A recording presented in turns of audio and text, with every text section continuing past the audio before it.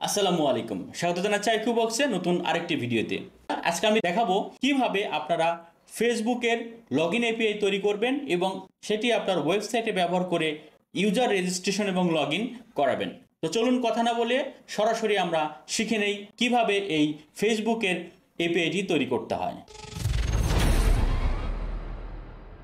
So বন্ধুরা, আমাদের এই কাজটি করার জন্য প্রথমে গুগলে আসতে হবে। বিশেষ করে আমরা যেই ব্রাউজারে ফেসবুক ইউজ করি, ফেসবুকে লগ ইন অবস্থায় রয়েছি এমন একটি ব্রাউজারে আসতে হবে। যেমন আমার ফেসবুকে অলরেডি গুগলে লগ ইন করা রয়েছে, এজন্য আমি গুগল ব্রাউজারে চলে আসলাম। এখানে আসার পরে আমাদেরকে সার্চ করতে হবে ডেভেলপার, DEVELOPR, তারপরে FACE ফেসবুক, এটি লিখে আমরা সার্চ করব। করলে প্রথমে একটি লিঙ্ক পাবো, মেটা ফর developers.facebook.com, এটিতে ক্লিক করব। ক্লিক করলে একটি ওয়েবসাইটে নিয়ে আসবে। এখানে আপনার যদি লগ ইন না থাকে লগ ইন করতে বলবে। তো আমার লগ ইন আছে, এখান থেকে আমি সরাসরি একটি ট্যাব রয়েছে, দেখেন উপরে একটি মেনু রয়েছে, ক্লিক করব। তার নাম হচ্ছিল মাই অ্যাপস। সো মাই অ্যাপসে ক্লিক করার সঙ্গে সঙ্গে আমাদের আরেকটি সেকশনে নিয়ে যাবে, যেখানে আমার অলরেডি তৈরি করা বিভিন্ন অ্যাপস এর জন্য লগ ইন যে আমি তৈরি করছি সেগুলো দেখাচ্ছে। এখান থেকে আপনারা দেখে নিতে পারবেন যদি আপনার আগে কোনো অ্যাপস তৈরি করা থাকে, ফেসবুকের ইভেন্টস তৈরি করা থাকে। যেমন আমি বিভিন্ন ক্লায়েন্টের কাজ করছি, তাদের এরকম ফেসবুক লগ ইনের জন্য আমার অ্যাপ তৈরি করা আছে, এজন্য আমার এখানে অনেকগুলো দেখাচ্ছে। এখন আমি এখান থেকে যে কাজটি করব, ক্রিয়েট অ্যাপ নামের বাটনটিতে ক্লিক করব। সো ক্রিয়েট অ্যাপ নামের বাটনটিতে ক্লিক করলে আমার এখানে আমার পেজগুলো দেখাবে। তো আপনি যদি সরাসরি মালিক হয়ে থাকেন, তাহলে আপনার যদি পেজের জন্য আপনি এই লগ ইন অপশনটা তৈরি করতে চান, তাহলে আপনি পেজ সিলেক্ট করে দিবেন। আমি সাধারণত কমন যেটা, পেজ সিলেক্ট না করলেও হবে, সেটা আমরা সিলেক্ট করব। তো আমরা I don't want to connect A business portfolio এটাতে ক্লিক করব। ক্লিক করে আমরা সরাসরি নেক্সট অপশনে চলে যাব। এখানে আমাদের অনেকগুলো অপশন দেখাবে, এগুলো আমার দরকার নেই। আমি একটু নিচে চলে যাব। নিচে চলে যাওয়ার পরে দেখেন এখানে একটি আদার অপশন রয়েছে। এই আদার অপশনটিতে আমরা ক্লিক করে নেক্সট বাটনে ক্লিক করব। এরপরে এখানে আমাদের আবার বলছে সিলেক্ট অ্যাপ টাইপ। আমরা এখান থেকে কনজিউমার যে অপশনটি রয়েছে এটাতে আমরা সিলেক্ট করে তারপর নেক্সট অপশনে ক্লিক করব। এরপরে সেকশনটাতে আমাদের একটি অ্যাপসের নাম দিতে হবে এবং হলো আমার ইমেল আইডি সিলেক্টেড অবস্থায় থাকলে দিতে হবে, যেটা আমার ফেসবুকে অলরেডি আছে। আর না হলে আপনাকে এখান থেকে ইমেল আইডিটা দিতে হবে। এরপরে সর্বশেষ আমরা এখানে বিজনেস পোর্টফোলিও নামে একটি অপশন পাবো, যেখানে আমাদের যে অলরেডি ফেসবুকের সাথে বিজনেস পোর্টফোলিও ক্রিয়েট করা থাকে সেগুলো যদি আপনার পেজ থাকে তাহলে আপনারা সিলেক্ট করে দিতে পারেন। এখানে আমি নো বিজনেস পোর্টফোলিও সিলেক্ট করে ক্রিয়েট অ্যাপে করে নেব বা ক্রিয়েট অ্যাপে ক্লিক করব। সো জাস্ট আমি এখানে অ্যাপসের নামটি লিখব। সো আমরা এখানে আমাদের অ্যাপসের নাম লিখতেছি, আমার ক্লায়েন্টের যে ওয়েবসাইটের নাম পাওয়ার অফ ফোনিক্স। তারপরে এখান থেকে আমার business portfolio, no business portfolio select করা থাকবে। ক্রিয়েট অ্যাপে আমি ক্লিক করব। ক্রিয়েট অ্যাপে ক্লিক করার পরে আমাদের অ্যাকচুয়ালি অ্যাপসের যে মেইন পেজটা সেটাতে আমরা চলে আসছি।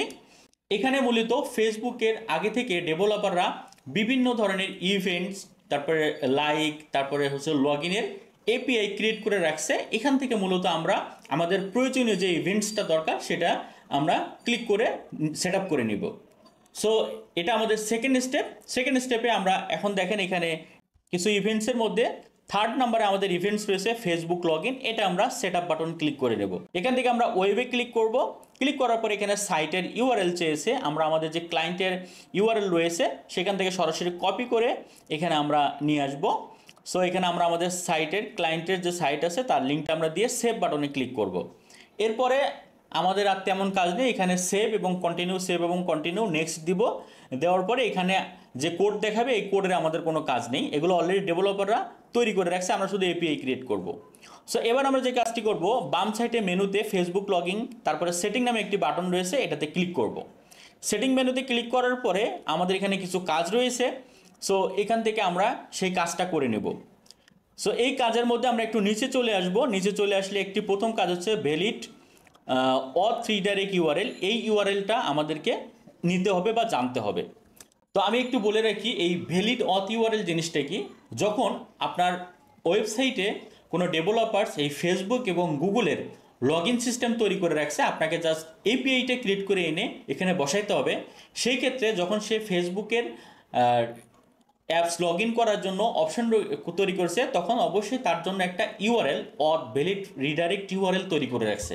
সাধারণত এই ইউআরএলটা হয়ে থাকে আপনার ওয়েবসাইটের যে মাদার ইউআরএল, যেমন ধরেন আপনার ওয়েবসাইটের নাম http.powerofphonics.com, তারপরে সে একটা কাস্টম নাম দেয় স্ল্যাশ দিয়ে সোশ্যাল লগ ইন, তারপরে হয়তো বা লিখবে ফেসবুক, গুগলের জন্য হয় গুগল, তারপরে স্ল্যাশ দিয়ে লেখে কল ব্যাক। তো চলুন আমি আমার যে ওয়েবসাইটটি ডেভেলপার তৈরি করছে সেখানে অলরেডি তারা কী ধরনের ইউআরএল তৈরি করছে সেটা আমরা একটু ডকুমেন্টেশন থেকে দেখে নেই। আরেকটি উপায় আছে, সেটি হচ্ছে আমরা যে আইকনটি, ফেসবুকের আইকনটি অলরেডি দিয়ে রয়েছে লগ ইন রেজিস্ট্রেশন পেজে, সেটার উপরে হোভার করলে আমরা সেই রিডাইরেক্ট ইউআরএলটা দেখতে পারবো, সেটা আমরা একটু দেখে নিই।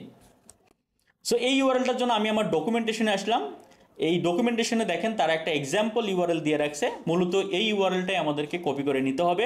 এছাড়াও আমরা আমাদের ওয়েবসাইটের লগ ইন বা রেজিস্ট্রেশন পেজে এই যে আইকনটা দেখতে পাচ্ছেন ফেসবুকের, এটার উপরে হোভার করলে লেফট সাইডের নিচে দেখেন ইউআরএলটা দেখাচ্ছে। সো মূলত হচ্ছে এই যে এক্সাম্পল যে আইকনটি, সেটি হচ্ছে আমার এক্সাম্পল যে ইউআরএলটি, এটি হচ্ছিল আমার সেই কলব্যাক ইউআরএল। তো এখন আমার কলব্যাক ইউআরএল একটু সাজাইতে হবে। আমার ক্লায়েন্টের অরিজিনাল যে লিঙ্কটা রয়েছে এখানে সেটা ফার্স্ট পেস্ট করতে হবে, তারপরে স্ল্যাশ দিয়ে সোশ্যাল লগ ইন, তারপরে ফেসবুক, তারপরে কলব্যাক। এই ইউআরএলটাই মূলত হচ্ছিল ভ্যালিড অথ ইউআরএল বা রিডাইরেক্ট ইউআরএল। এখন আমি এইটা হচ্ছিল এখানে দিয়ে দেব।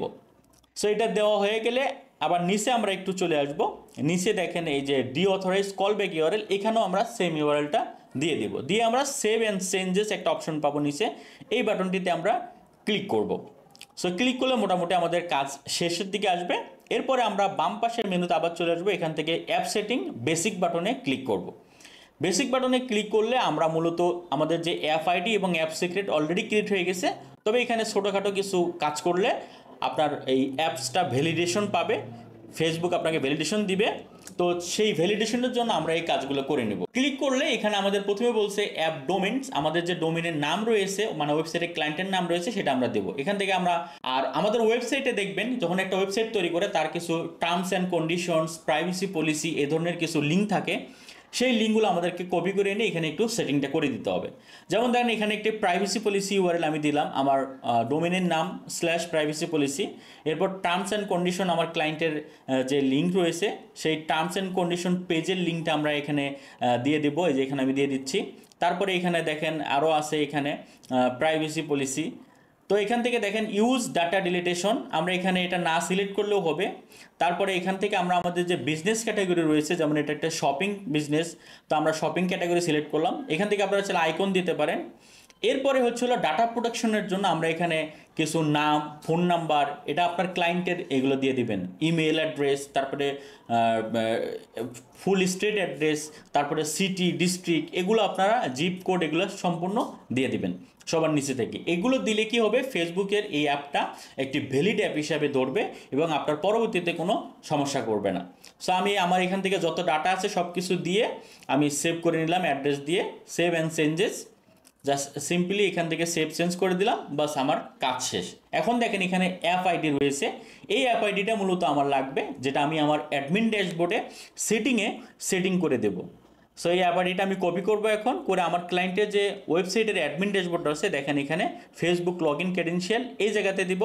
আর এই শো অ্যাপ সিক্রেট কিতে শো করলে আমাকে এখান থেকে সে সিক্রেট কিটা দিবে, এই সিক্রেট কিটা আমি নিয়ে যায় আমার যে ক্লায়েন্টের অ্যাডমিন ড্যাশবোর্ড রয়েছে এই অ্যাপ সিক্রেটকে এখানে দিয়ে সেভ দেবো। দিলেই মূলত হচ্ছিল আমার এই পুরো কাজটা শেষ হয়ে যাবে। এখন আমি টেস্ট করব আমার ক্লায়েন্টের ওয়েবসাইটে লগ ইন রেজিস্ট্রেশনে গিয়ে ফেসবুক বাটনে ক্লিক করার পরে লগ ইন রেজিস্ট্রেশন হয় কিনা। সো আমি ফেসবুক বাটনে ক্লিক করলাম, দেখেন আমাকে লগ ইন করতে বলতেছে ফেসবুকে। সো ফেসবুকে যদি আমি লগ ইন করি তাহলে কিন্তু আমার এটা লগ ইন হয়ে যাবে। আর যদি আমি অলরেডি এমন ব্রাউজারে থাকি যে ফেসবুক অলরেডি লগ ইন আছে, তাহলে আমার থেকে আর লগ ইন চাবে না ফেসবুকে, এখানে শুধু একটা পারমিশন চাবে, দেখেন কন্টিনিউ অ্যাজ ইমরান।